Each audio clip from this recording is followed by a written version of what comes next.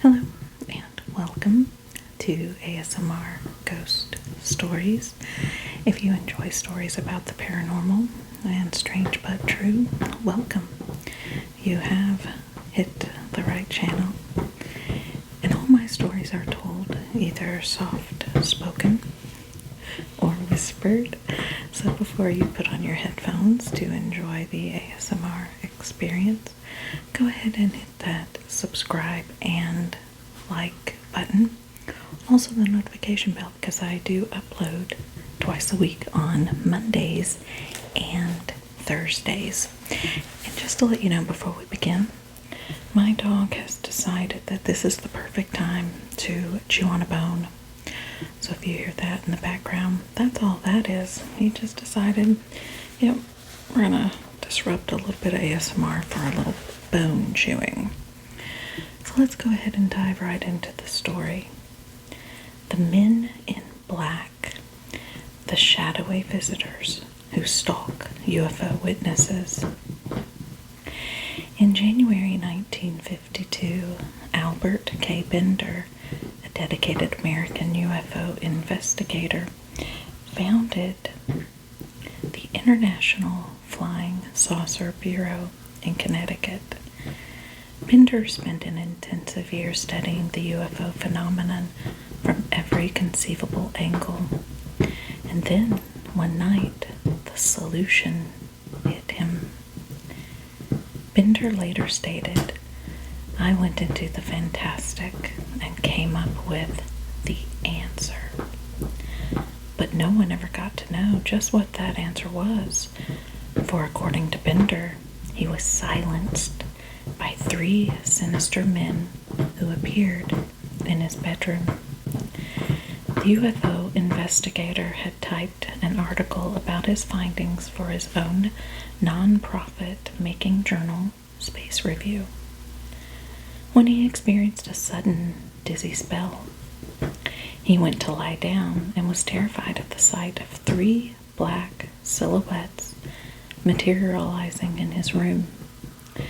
When the shadows became solid, Bender saw that they were 3 men dressed in black clothes, their faces partly shaded by the Homburg-style hats that they wore.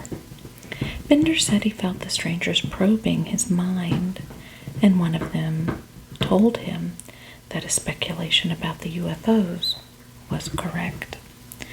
Then Bender suddenly noticed that this man in black was holding the typescript of the article he had written for the UFO journal. A strong voice in Bender's head told him, "You are not to tell anyone the truth. It is your duty as an American citizen.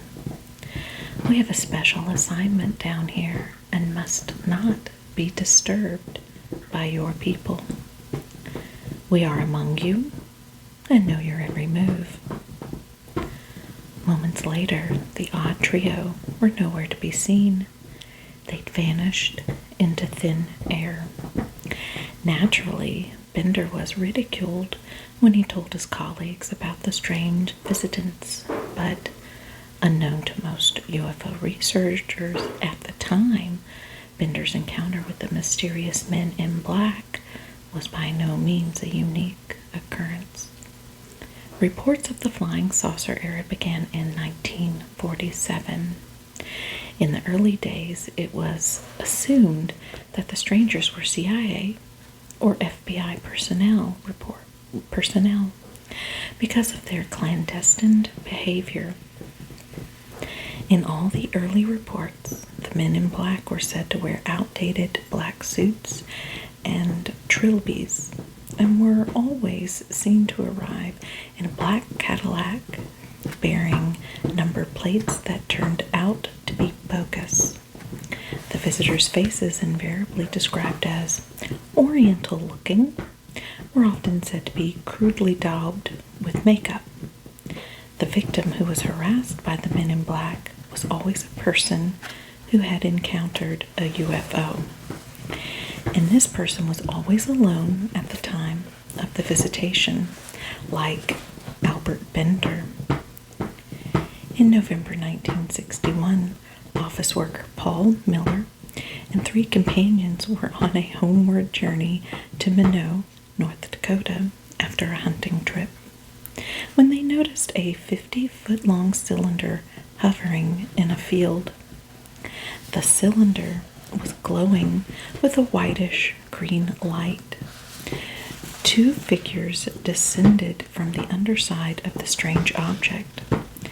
From his stationary car, Paul Miller watched them advance, and panic seized him. He grabbed his rifle, got out of the car, and fired at the creatures, wounding one of them. He then jumped into the car with his friends and tore away from the area. But when they arrived at Minot, they felt strange and learned that they had somehow lost 3 hours. Then they started to recall how they had all simultaneously suffered a strange blackout while traveling down a secluded road, but the 4 men agreed to keep their experience of the UFO encounter a secret. The next morning, 3 men arrived at the office where Miller worked. They said that they were government officials, but never showed their credentials.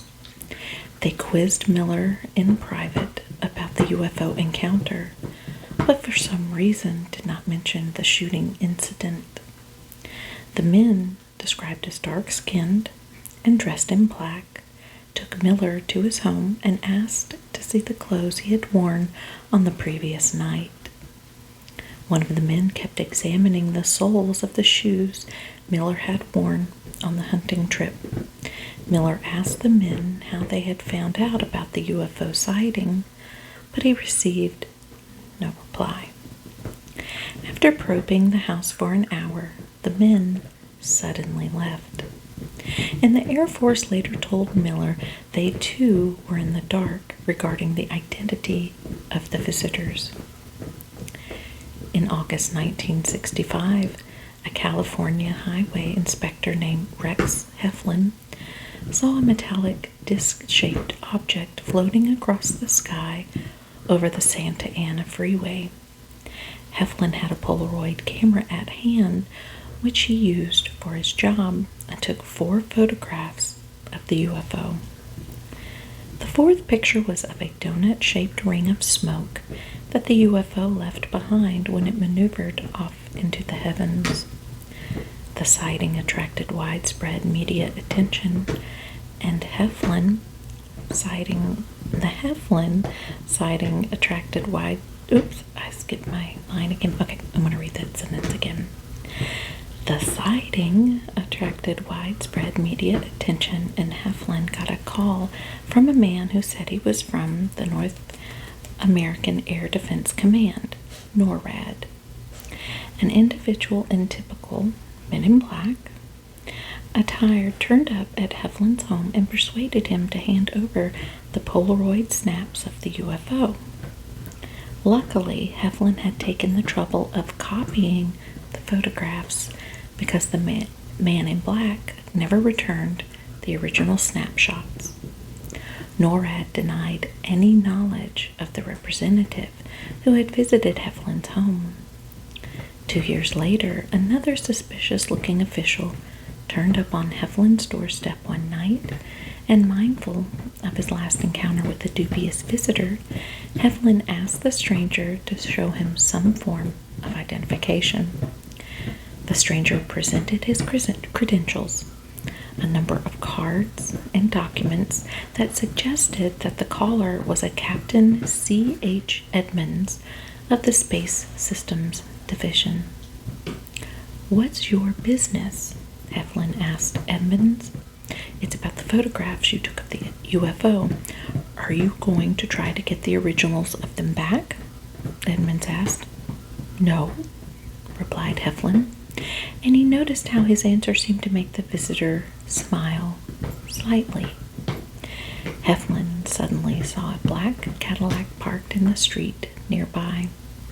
A silhouetted figure in the back of the vehicle was pointing a small device at Heflin and the visitor. This device was not unlike a modern camcorder, and Heflin felt he was being filmed with it. The captain then started to ask Heflin if he had heard about the so-called Bermuda Triangle.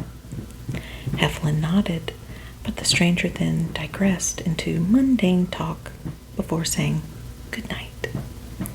A subsequent investigation proved that there were 4 Captain C.H. Edmonds on the Air Force's list of officers, but none of them resembled the man who had visited Heflin, and none of the captains had any connection with the Santa Ana UFO case. Sometime later, Heflin returned home to be told by 2 of his neighbors that they had seen men in military uniform sneaking around the back of Heflin's house. One of the mystery men seemed annoyed and resorted to knocking heavily on the front door of the house before storming off in a Cadillac. On several occasions, Heflin found that the envelopes containing his mail had been tampered with, and whenever he used his telephone, he heard strange clicks, which convinced him that he was being bugged. While driving at night in July of 1967, Robert Richardson of Toledo, Ohio, was negotiating a bend in a road when he found himself confronted with a strange circular craft that was blocking the road ahead. Unable to stop in time, he rammed the unearthly-looking object, which somehow faded away seconds after impact. Richardson told the police about the strange collision, but when they accompanied the driver to the scene of the crash, the officers could only make out the skid marks of Richardson's car. Richardson returned to the crash scene the next day and was surprised to find a small, irregular-shaped lump of metal that looked as if it had come from the UFO. Richardson informed the Aerial Phenomena Research Organization, APRO, and told them what had happened.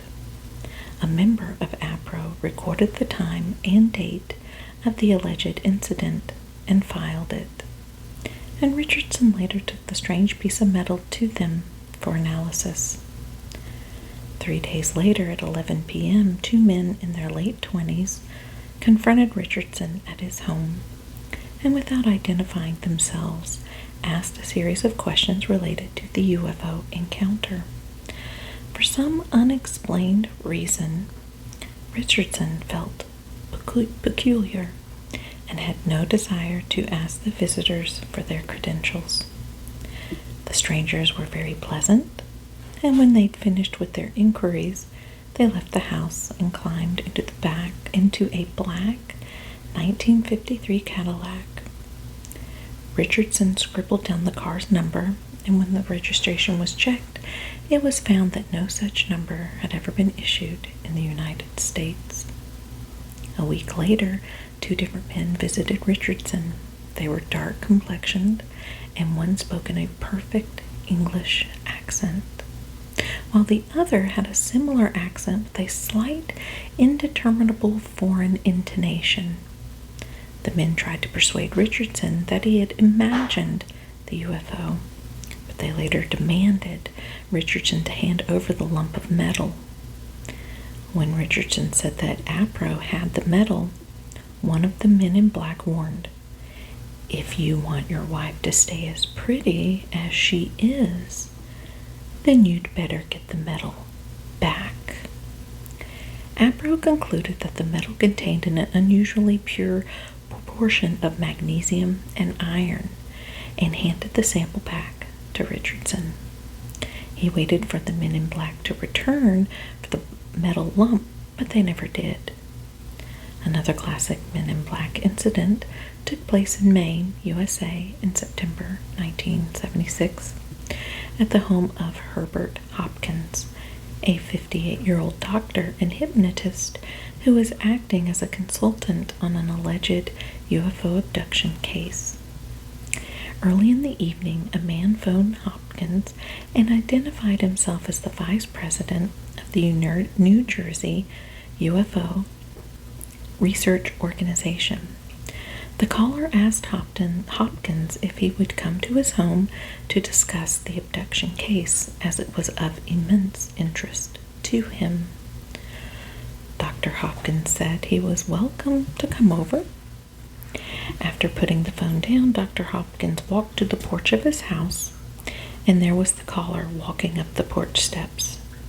There was no car to be seen, and even if the man had traveled by car, Hopkins knew that the stranger couldn't possibly have gotten to the house that fast from any phone. In 1976, personal mobile phones were not in use. Hopkins later said that the caller looked like an undertaker. The hat, suit, tie, and shoes he wore were of a funeral black. His shirt was white, and his suede gloves were gray. The visitant was admitted to the house, and he and Dr. Hopkins had been discussing the abduction case for about 20 minutes, when the visitor suddenly suggested something that made the doctor suspicious. The man in black told Hopkins, "Erase the tapes you have made of the hypnotic sessions with UFO witnesses. Have nothing further to do with the case." The suggestion made the doctor uneasy. The man in black put his gloved hand to his mouth and wiped what appeared to be a thick layer of lipstick. Upon seeing the red smear on his glove, the stranger quickly took off his gloves and put them in his inside jacket pocket. Hopkins watched in fear as the visitor stood up and approached menacingly. He said, "You have 2 coins in your pocket. Give me one of them." The doctor reached into his pockets and discovered that the visitor was right. He did indeed have 2 coins. Hopkins placed one of them on the visitor's outstretched hand. Seconds later, the coin on the man's palm seemed to go out of focus and then vanished before the doctor's unbelieving eyes. "Neither you nor anyone else on this planet will ever see that coin again," the man in black said. A few minutes later, the caller became unsteady on his feet, and his speech faltered. He commented, "My energy is running low. Must go now. Goodbye."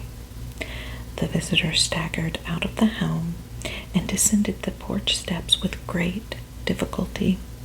Dr. Hopkins saw a bluish-white light flashing in the driveway, but was too afraid to see what it was. Later that night, when the doctor's family had returned from visiting relatives, someone noticed strange markings on the driveway. The black streaky markings ran along the center of the driveway, where no wheels could have been. On the following morning, the markings had vanished, yet there had been no rain to wash them away. Dr. Hopkins was naturally reluctant to tell anyone about the man in black episode, but 3 days later, on September the 24th, the mystery deepened when his daughter-in-law Maureen was also involved in a men in black incident. Maureen received a telephone call from a man who said he was a friend of her husband, and he asked if he and his girlfriend could come to visit. Maureen asked her husband, John, who the caller was, and he explained that he had met an odd man a couple of days back at the fast food restaurant. Maureen told the caller he was welcome to come over with his companion. When the couple arrived, Maureen saw that they both appeared to be in their mid-30s. Both wore curiously old-fashioned clothes. The woman's breasts were set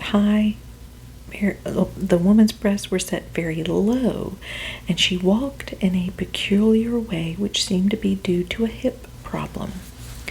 Both visitors took slow, short steps, as if they were frightened of falling. John and Maureen offered them 2 bottles of cola. The couple accepted the drinks with enthusiastic nods, but never even bothered to to taste them. John and Maureen surveyed the way the couple sat awkwardly on the couch. There was something artificial and robotic about their movements. The man started to rub his partner's breast with his hands, looking at John as he did so, and asked, "Is this the way it is done?" John and Maureen were flabbergasted at the man's behavior. "Do you and Maureen watch television much?" the man suddenly asked, and stopped fondling his partner. Yes, I suppose so. Why?" John answered, now intrigued by the couple. The man continued to quiz them. He asked if they read books. What did they read? What did they talk about? He then put two audacious questions to Maureen. "Do you have any nude pictures of yourself? And how were you made?" Enough was enough.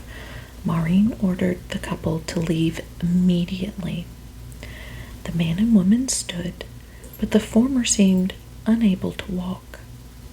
This seemed to frighten the woman, who turned to John and said, "Please move him. I can't move him myself." The man suddenly became animated and walked directly to the door in a straight line, followed by his female companion. They both left without saying goodbye.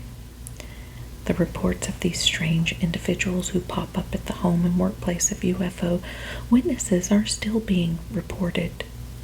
The FBI has shown the interest in the men in black phenomenon and has frequently attempted to track down the imposters. But to date, no one has been arrested. The men in black are always one step ahead of the authorities, and they now seem to be changing their mode of transport. The reports of black Cadillacs have now been almost entirely superseded by accounts of black unmarked helicopters buzzing the neighborhood of UFO witnesses. In early 1994, George and Shirley Coyote, directors of the